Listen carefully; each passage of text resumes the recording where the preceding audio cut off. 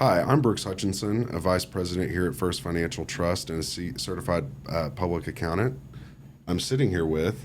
And I'm Grant Seaborn. I'm a certified financial planner and also a vice president with First Financial Trust. Well, we are at the end of the year when people are thinking about their shopping list and being charitable because the end of the year is near. But the biggest thing that we always want to talk about is gifting of stock. So there's a lot of different dynamics that go into gifting of stock and pertaining to whether it's to family or to a certified charity. So Grant, why don't you give us a little bit of insight on if we were to give to give a stock gift to family?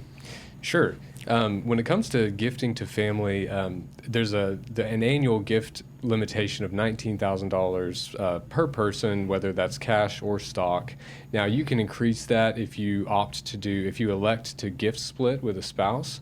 That's definitely something you should consult your CPA on. They need to be informed of that. But when it comes to making gifts of cash or appreciated stock, I think there can be some advantages of gifting appreciated stock to family. One is simply if you want to make the gift to family but don't necessarily want to pay that tax liability of having to liquidate that stock and then make the gift, you can gift the stock to family in kind. They've received that gift, they can continue to hold it and benefit from the deferred gains, deferred continued appreciation of that stock, or they could sell it. Now, especially if they are in a lower tax bracket as a family, when you look at the net after-tax benefit, if you as the donor are in a very high tax bracket and the recipient of the gift is in a very low tax bracket, you could make that gift in kind, and then your family member could liquidate that stock and pay less in capital gains or potentially nothing in capital gains, depending on their tax bracket. And if you have a concentrated position in your portfolio, you have a stock that has grown to be, in excess of 10% of the portfolio, gifting that stock to family can be a good way to reduce your concentration risk in that stock while also benefiting your family. Yeah, this is the time of year we always get very creative with as far as bypassing that 19,000 per individual, right? Because if you and a spouse are wanting to gift and it's more than 19,000, well, it's 19,000 for you and 19,000 for your spouse, so you could gift up to 38.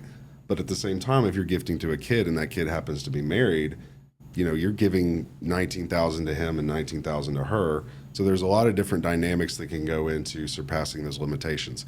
And even if so, like we go well above those limits, then we're not necessarily paying a gift tax. We're more so filing a gift tax return to go and offset the overall exemption of their estate. So there's many different dynamics. Another reason to have a financial advisor in the mix, on a year-by-year basis, especially when looking at your portfolio, which you elaborated on for the concentration risk, because those are always opportunities that we're looking on. How can we get out of this without paying, the highest amount of tax?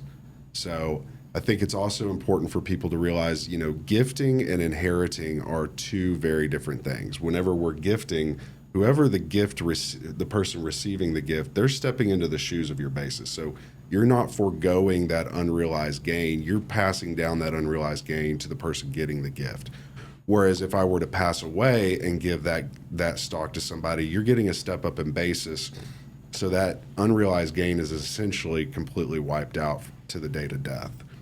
So two very different characteristics. We're not avoiding taxes. We're just kind of shifting it down to maybe a different tax bracket. That's great. And we also talked about, when you can make those in-kind gifts to family or charity. Can you talk a little bit about in-kind donations to charitable organizations? Yeah. So we do a lot of charity gifting this time of year. It's a great way for you to give back to the community, especially here in Abilene. I feel like we have got so many nonprofits and so many churches that are growing and needing the support given the current economic factors. So, there's two ways to get that money in most of our clients' portfolios, and that would be to liquidate the stock holdings, then pay the capital gains tax, and then gift to that charity. Or, which would be more preferred, is that you gift the stock to that individual charity and pass off that unrealized gain to the charity because they will not pay taxes on that gift. Now, you are subject to limitations as far as what you can realize when you're gifting to a charity. It's about 30% of your AGI. But the fortunate thing is anything in excess of that, can be carried up to 5 consecutive tax years. So it's very important to consult a couple parties in this, and that's one, your financial advisor, two, your CPA, to make sure everything's right for you on that end.